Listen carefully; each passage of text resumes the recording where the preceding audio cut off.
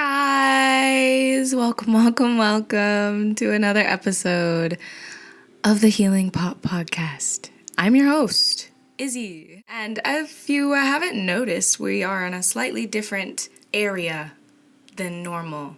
I just wanted to switch it up for you guys. But really, I really just wanted a break from the desk and feeling so erect and it kind of I was thinking about it, and the feeling that it was giving was almost like if you've ever been interrogated, but it was like I was interrogating myself. It was just too much for me. It was a little too much, and I'm not too sure if this is going to be the new spot or not. I haven't yet decided. It depends on how my space continues to grow as I get deeper into this.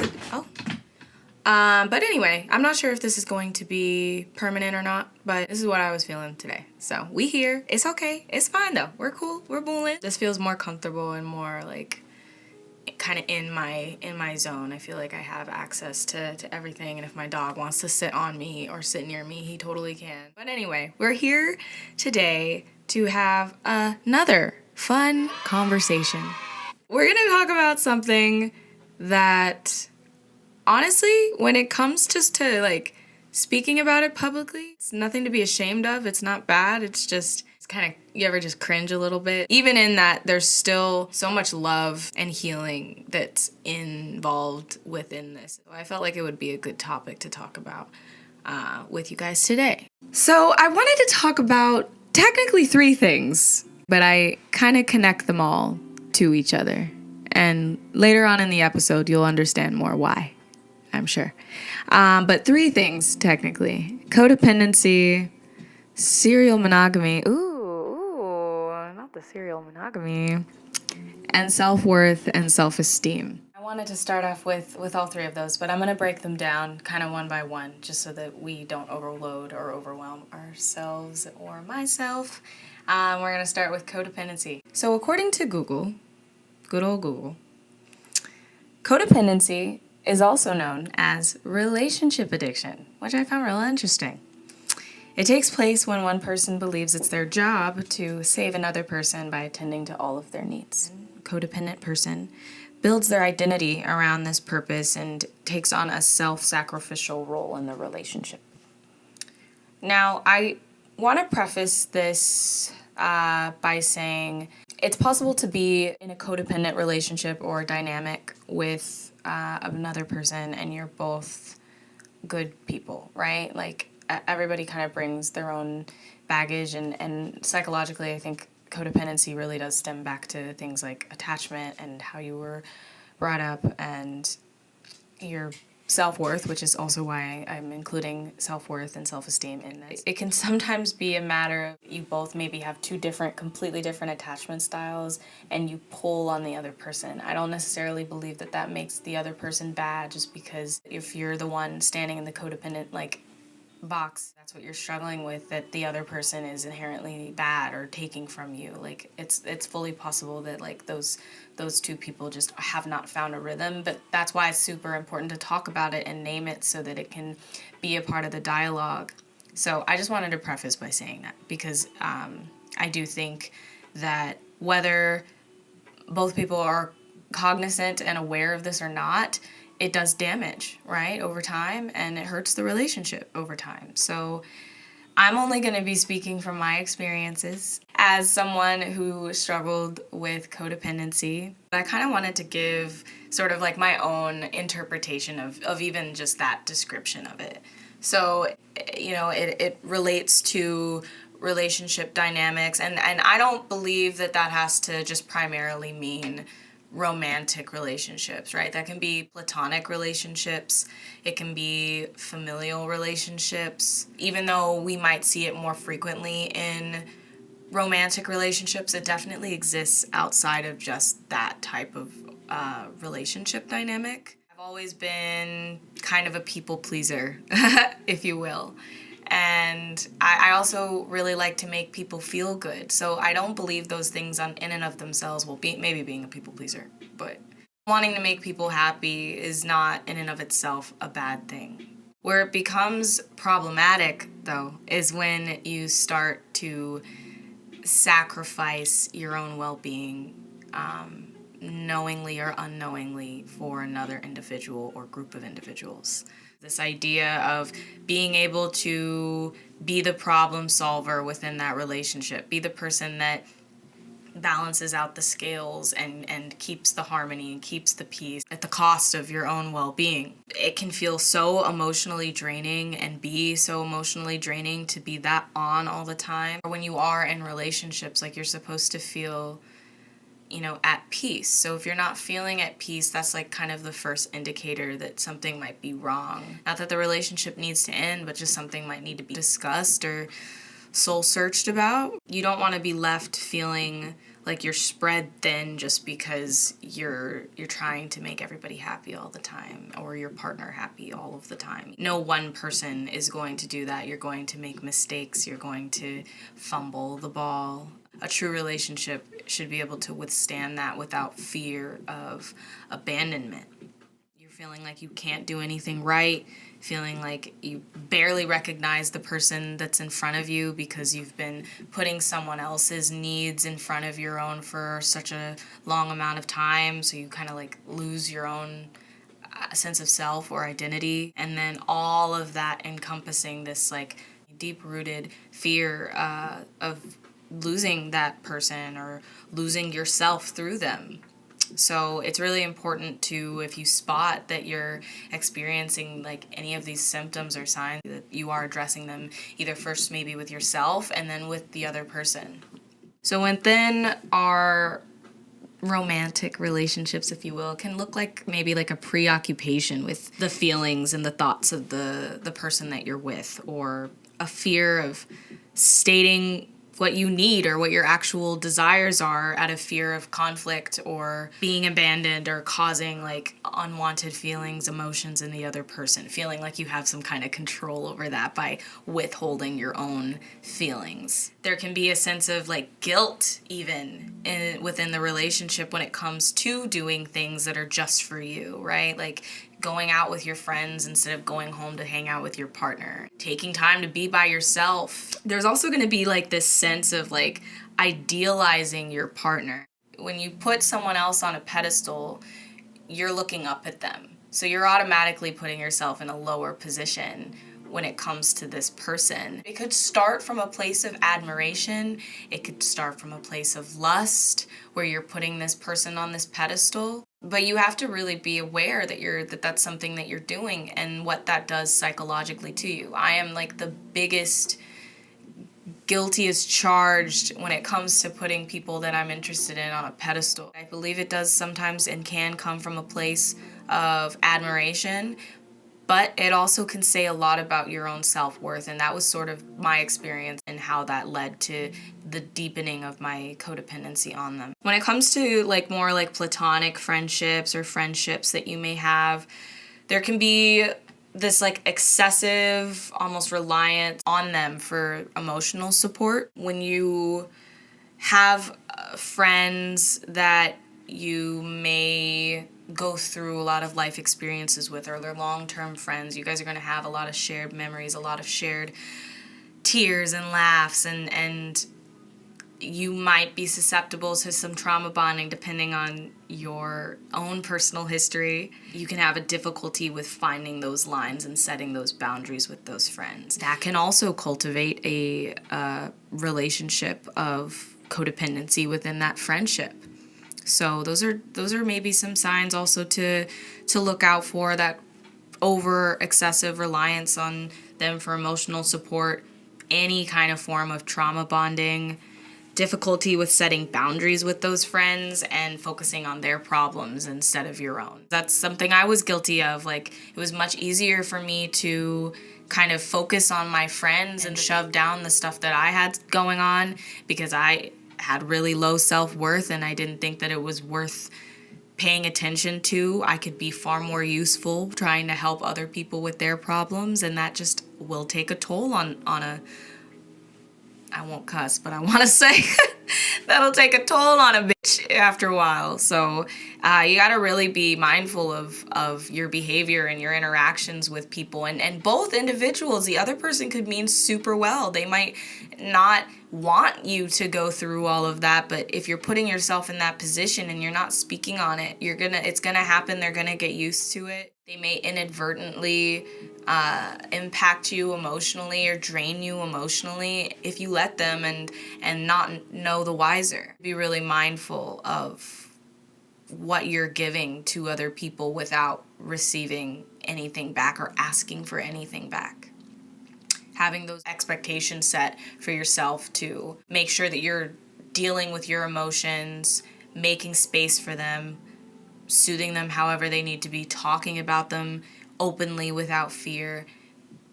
It's like putting on your own safety mask. You can't save somebody else if you put their mask on first. What if you die and then right in the middle, like, you know what I mean? So that's kind of what I've gathered when it comes to like experiencing those enmeshments within platonic friendships. There's also obviously codependency in family dynamics, and that's definitely not something that I feel like is talked a lot about. We just kind of assume that, okay, all families sort of have their issues, right? That's just normal, and you kind of grin and bear it. Codependency absolutely can start and exist in family dynamics. Things that kind of come to mind when it comes to experiencing codependency within a family is feeling generally overly responsible for the emotions and the actions of the other people within your family at a pace that neglects your own needs, right? And that's such a big burden to carry as a child. Like if you're a child and you're being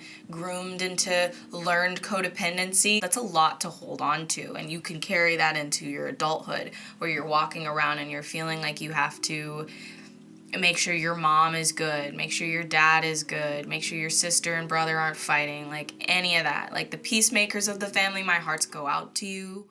That feeling of being overly responsible for the emotions and the actions of other people, constantly trying to kind of like monitor to keep the peace, neglecting your own needs as a result of that and putting them on the back burner.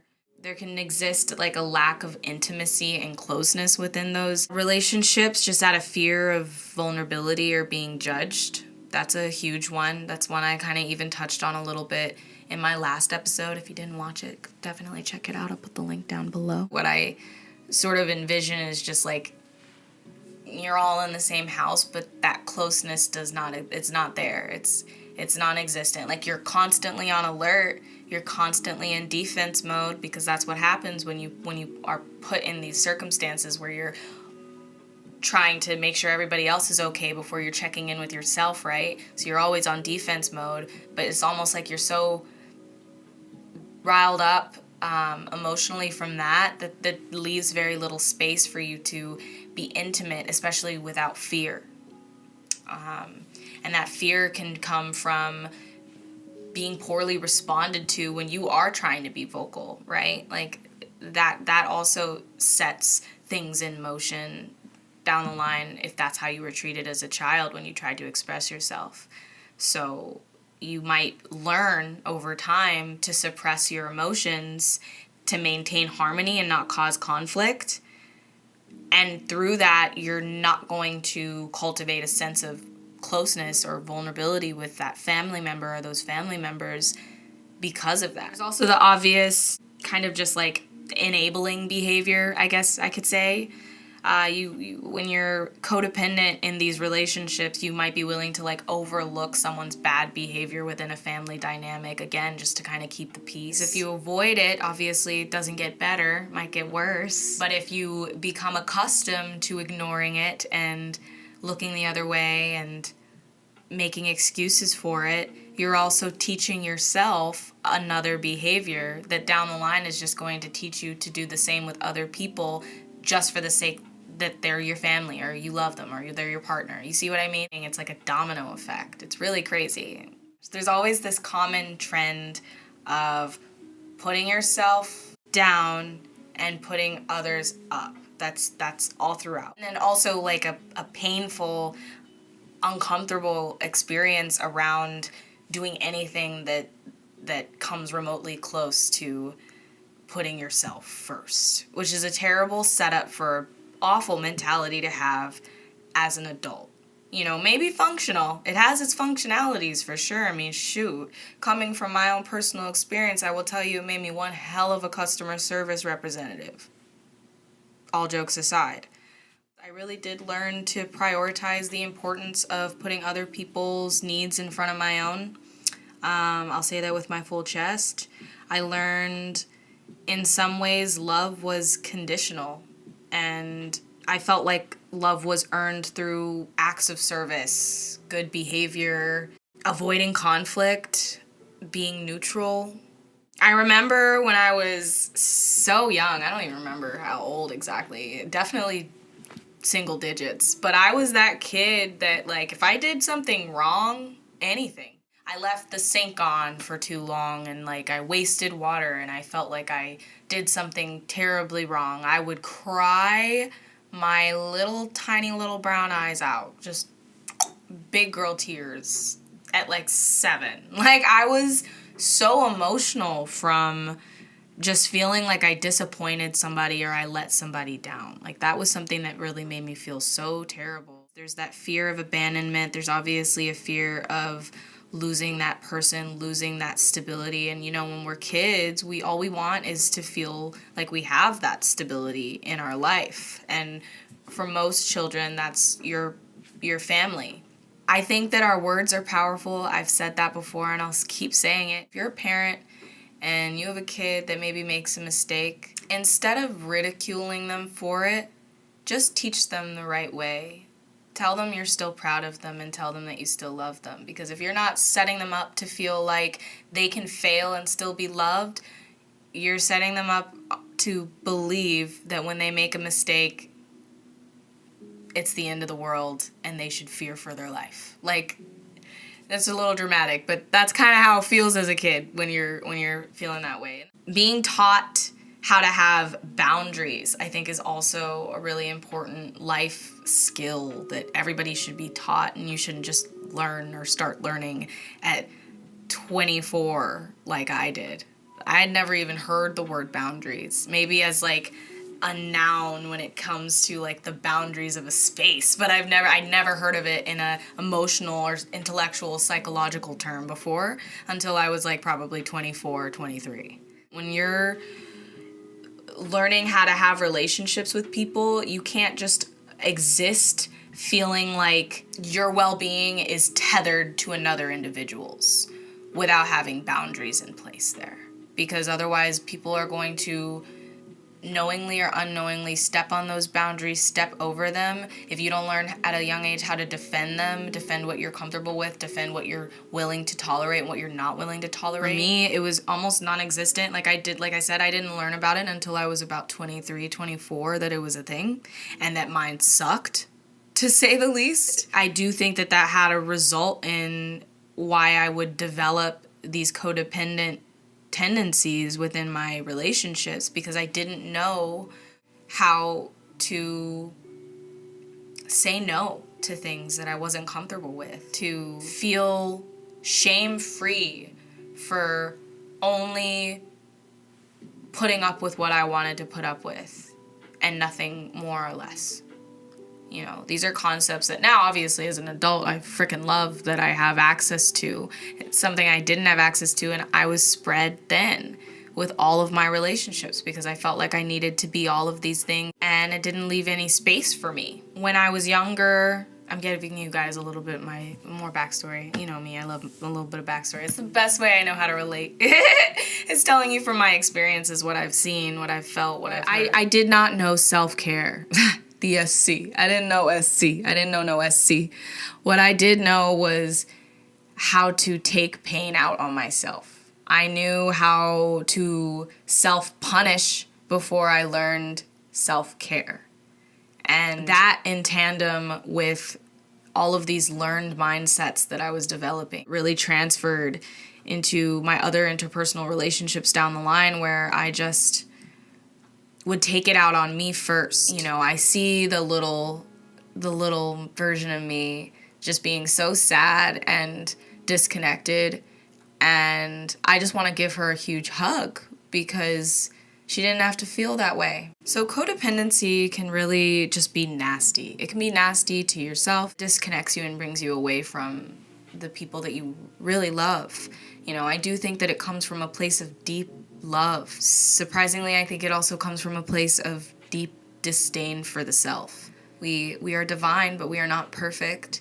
And to feel like you are somehow less than or dispensable because you made a mistake, and to use that to fuel you to make yourself smaller so that you take up less space is just not a fun way to go about life. If you can, first maybe start by just acknowledging it, and when you're ready, digging a little deeper into where it came from, where it started with you.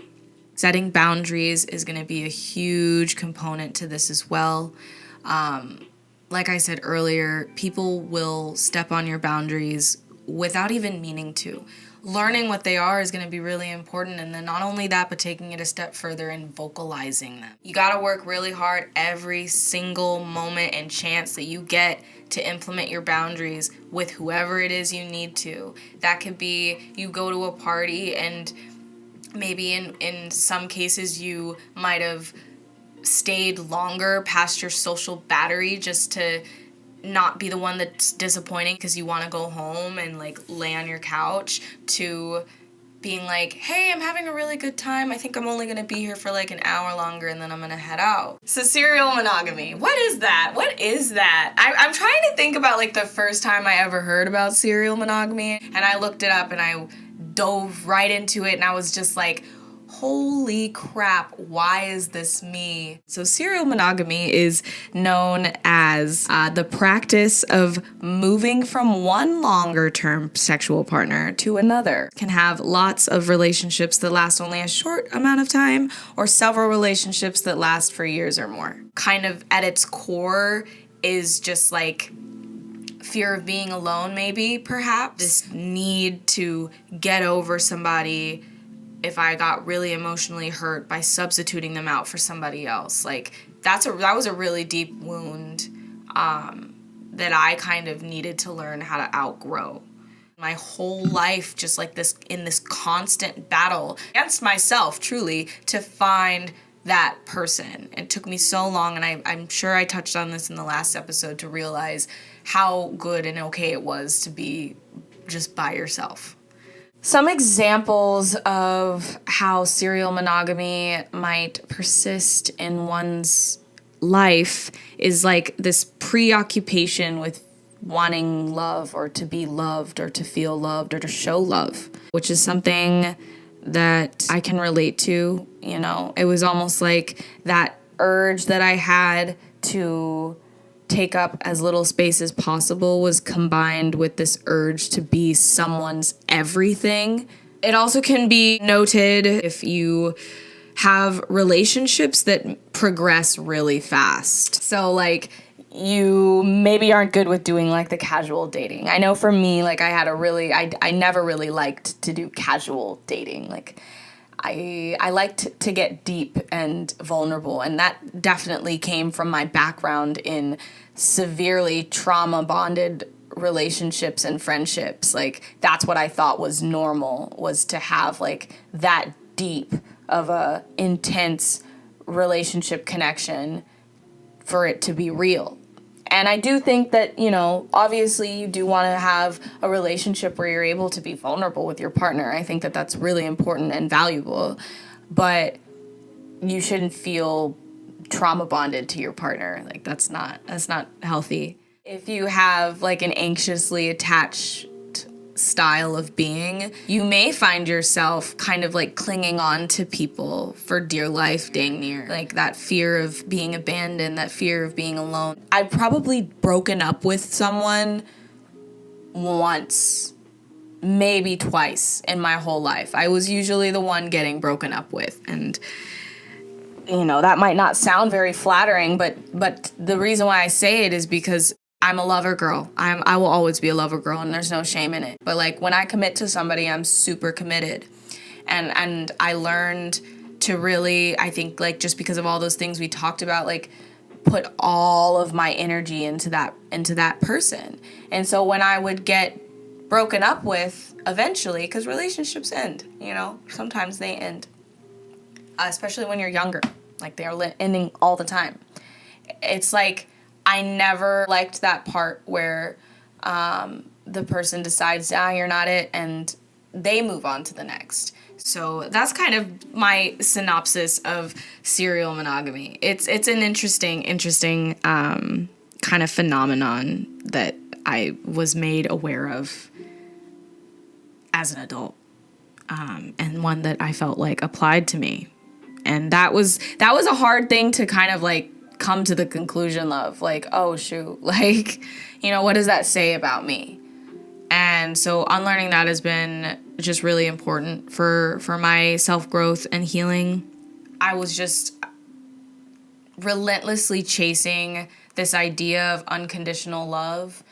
And it was like every time I would figure that love all of a sudden would become conditional or that person would leave, it's like I'd restart the clock because I was so desperate to find that unconditional love at any cost. It's an addictive kind of trait to have, to just relentlessly be chasing the idea of love rather than the feeling of it. As someone who has had their fair share of kind of low-key addictive behaviors to self-soothe, idealizing love in the efforts to soothe my pain kind of attached itself to romance and the idea of love, and thinking that I would be fulfilled in that way, and finally find that unconditional love. And it just led me down a path of just like giving too much of myself, not setting boundaries, not being in the relationships for the right reasons. And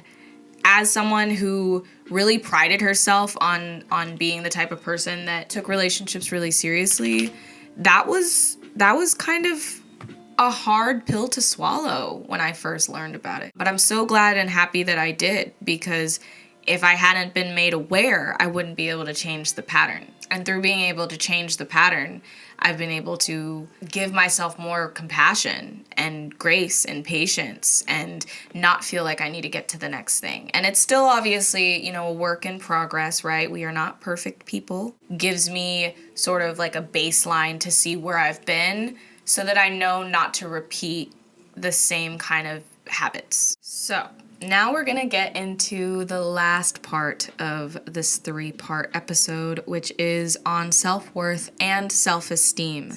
Self-worth is identified as, per Google's word, it's not my word, but per Google's word, as the internal sense of being a valuable and worthy person, regardless of external factors like achievements or opinions.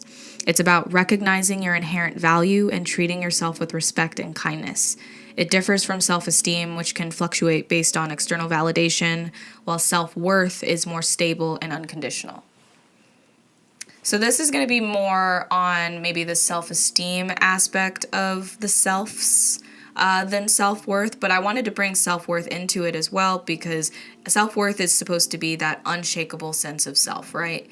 The one that tells you that you are valuable and you are important, the one that offers you endless compassion no matter how many times you fall. When you have an unshakable sense of self-worth, it offers you the ability to show up with so much more resilience. And not only is it meant to serve in that way, but it's also meant to make it so that no matter where you're at in life, no matter what you're doing, you can still feel good about the person that you are. If you have really low self-worth, it's going to show up in how you show out in life. You're going to be far less likely to take risks. You are going to probably engage in a lot of negative self-talk. What you put out into the world is what you're going to get back. So if you are putting out in the world that you are a bad person, that you are not worth it, that you are only capable when other people deem you so, that's how you're going to be treated in life. It's only you and your ability to change that narrative that's going to change how you show up in life and what you receive back. Obviously,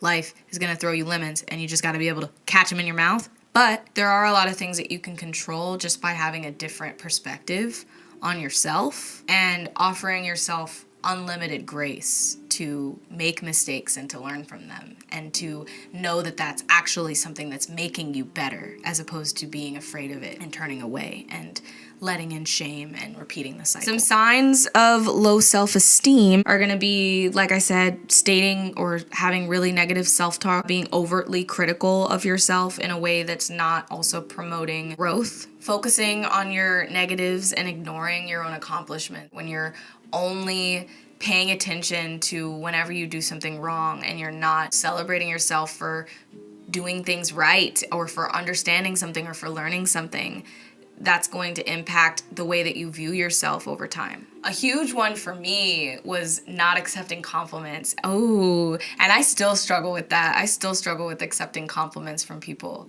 It's kind of one of those things where it's like, if I just don't take the compliment, then it's neither here nor there. And although that's a decent tactic to kind of detach yourself from other people's idea of you, it is nice to celebrate yourself. If other people are able to acknowledge something that you did that maybe made them feel really good or made them feel seen, whatever the case may be, it's okay to acknowledge it as well. It's only an acknowledgement of your actions. It's still not an acknowledgement of you as a person. It's just someone else's perspective. So don't turn away from it. Don't say, oh no, don't rub it off. Just say thank you. Like if you're like me and you're awkward and you're not too sure how to take something, you could just say thank you and keep it pushing. That is gonna do way more for your self-esteem than trying to tell the other person that they are wrong.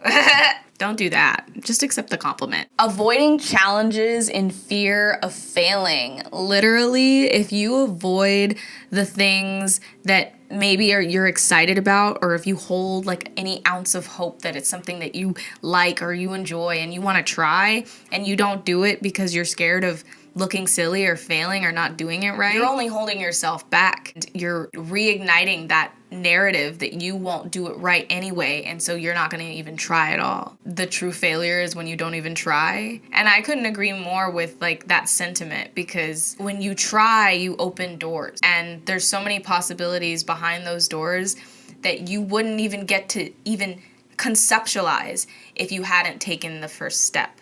So don't shut yourself down and avoid the challenges that you're afraid of. Do it scared anyway. Someone I know would say that. Do it scared anyway. Cool? Cool.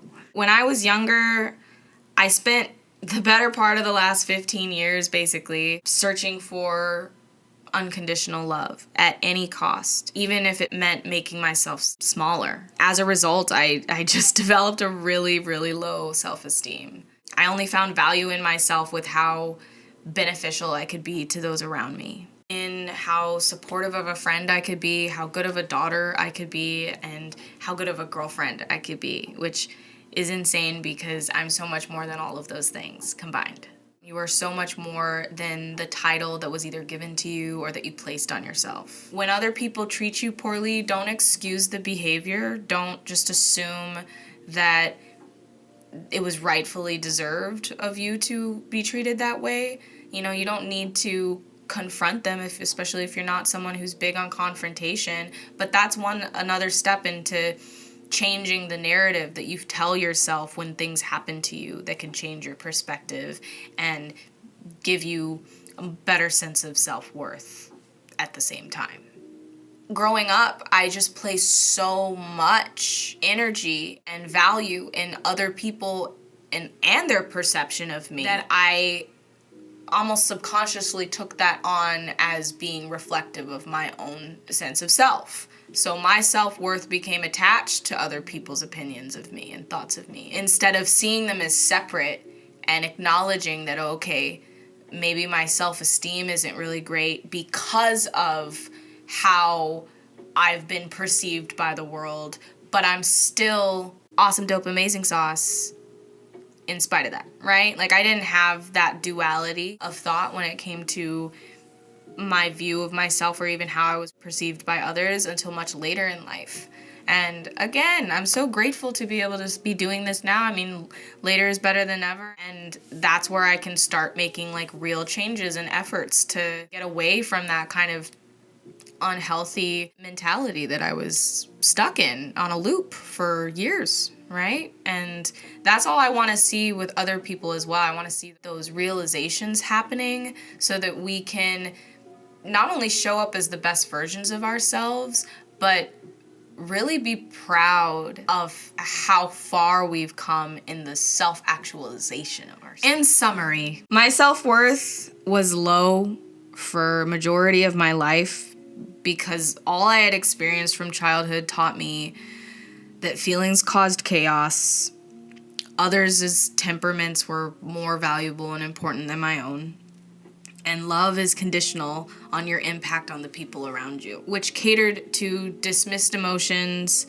negative self-talk and self-beliefs, and ultimately a fear of abandonment from the people that I love. And that's just not how I want to continue nurturing a relationship with myself or anyone else from this point forward. Even if it's the highest uphill climb, I am determined to climb it because I don't want to fall weak and prey to my own mind's worst beliefs. So we're here now, and that's why we're talking about it, because I want to put it out in the open. I want it to be something that's understood.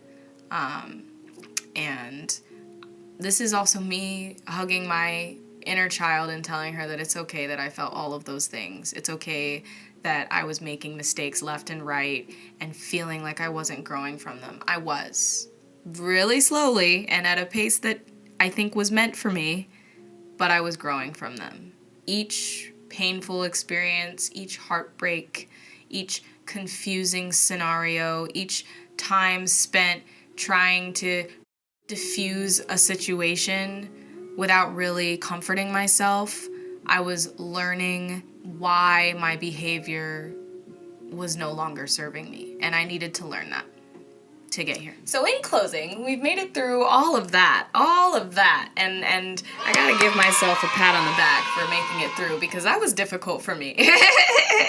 But thank you for listening. And in closing, I just wanted to give some potential maybe solutions for combating some of these issues we talked about today, the codependency. If you're trying to get out of being a serial monogamist, some things you might be able to incorporate in your life and emotional journey to kind of outgrow that and grow away from it, as well as ways in which you can just generally boost your self-worth. Some of these things we've already stated throughout this episode, but I'm just gonna regurgitate them because of their importance to the cure. So when it comes to codependency, which we talked at nauseum earlier, being able to know the difference between controlling and supporting your partner, and this goes for if you're the one that might notice that you have a little bit more controlling behaviors within the relationship, or your partner does because of their reasons, maybe they're the codependent one. Being able to decipher the difference between kind of like trying to manipulate how your partner might react to a situation. For an example, withholding information to not upset your partner, right? Like, you can't control how they're going to react to something, but you can continue to be transparent with them. And through being transparent and just kind of letting them in from your perspective, that's how you can support a healthier dynamic within that relationship that's not so heavily leaning on how they're going to react. Because how they're going to react is how they're going to react. You have no control over that. Literally none. Separating your interests and goals from that of your partner. In my relationship, some of them I saw patterns of enmeshment almost, where we become one. You ever see those couples that talk a lot in we's? Yeah, that was me. It's kind of separating from that, paying attention to your own interests, your own goals, things, your own milestones that you're trying to reach, and not only just thinking about them, but actually putting the time and the energy into them, separate from your relationship. Something that's beneficial in that, not just for yourself, but for the relationship, is that when you guys do come together, you can talk about those things and enjoy the commentary around them and share in those things without making your partner the main focus of whatever it is you're getting into in life. Learning how to address your needs and talk about them. And I think that the reason why people in codependent relationships like myself in the past tend to shy away from talking about or addressing their needs or what they're feeling is because they're afraid of being rejected in some kind of way or it hurting the other person. And that's no reason, again, like you can't control how your partner is going to react to something, but you can be transparent with them.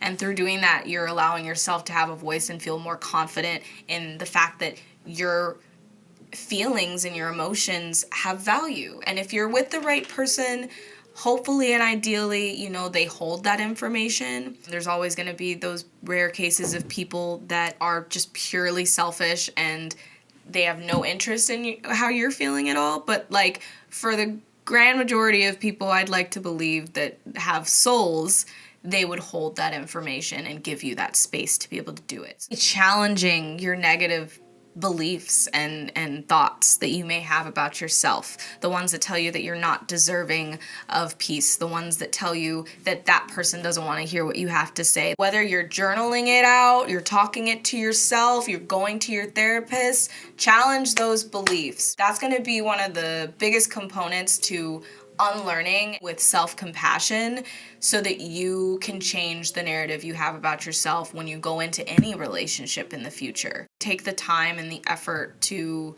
try to do that as often as possible whenever they come up, really, because they can be sneaky and sneak up on you, and next thing you know, you're in a shame spiral, and we don't want that. Being able to identify and challenge those beliefs, I think you're going to find that it builds your self-esteem up brick by brick, maybe. Shattering that foggy mirror that is your shame, that is your fear, that is your anxiety that's reflecting back at you. It starts with you acknowledging that there's an issue there, vocalizing it, and then challenging the negative beliefs behind it, okay? For a lot of us that maybe grew into being more insecurely attached or having really low self-esteem, you probably didn't receive a whole lot of compassion in your life, and it's not really something that you can expect to receive from anybody. Maybe definitely something you'd like to receive from particular people in your life, but not something you can really expect from everyone. So when it comes down to it, you need to be able to offer yourself so much compassion. Sometimes to the point where it feels like you're being a little dramatic, but that's okay, because sometimes that's just what you need to be able to really push those negative self-thoughts out. So offering yourself as much compassion as you can when you make a mistake or you do something wrong or you don't do something to the best of your capabilities, or you could have done something better, or whatever the case may be. Just offer yourself compassion so that you can continue to reinforce within yourself that it's okay if you mess up. Practicing self-care, I think that one's a no-brainer.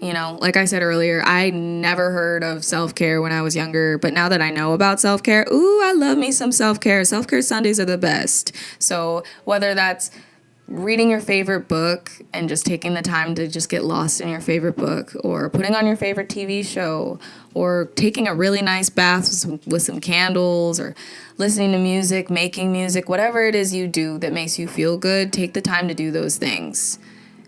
You need to recharge somehow, and I've found that anything that brings you peace or makes you feel recharged is an act of self-care. And then the last two that I have for you are a little silly, but, we gotta have fun in life. We only get one shot at it. Showing up for yourself with your best foot forward and really just believing that that's enough. There's literally nothing you can do that's gonna make you a better person than you already are inside. There are things that you can do to help others. There are things that you can do to garner more success, whether it be financial or political or whatever success looks like for you, but that's not going to shake or change how good of a person you are. So just show up as yourself and know that that's enough. That's more than enough. And all the other stuff will follow. And then the last one, the final one, is treat others the way you want to be treated. When we treat other people the way that we want to be treated, I believe there's a domino effect that happens there too. If you haven't seen the movie Pay It Forward, go ahead and watch that movie, and you're welcome. If you needed to cry, you're very welcome. But I like to believe that we can live in a world where we treat others the way that we want to be treated, and that it'll continue to go around.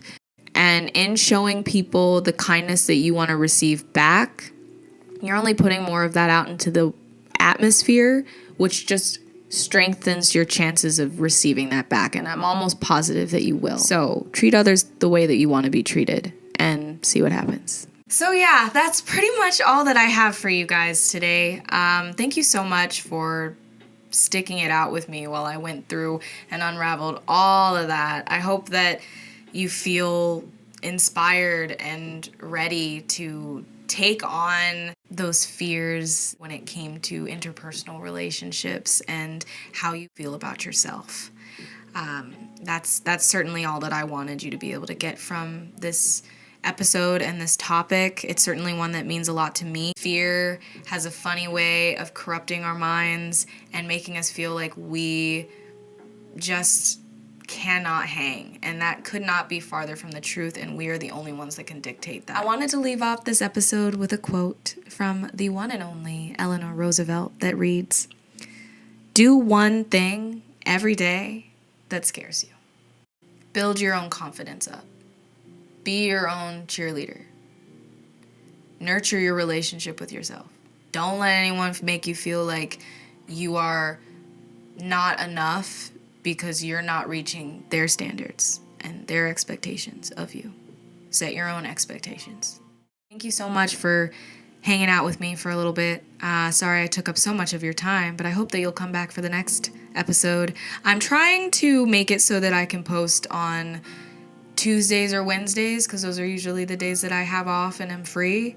But it might change a little bit just depending on kind of how life goes. That's all I got for you, so I won't take up any more of your time. I hope you guys have a really nice week.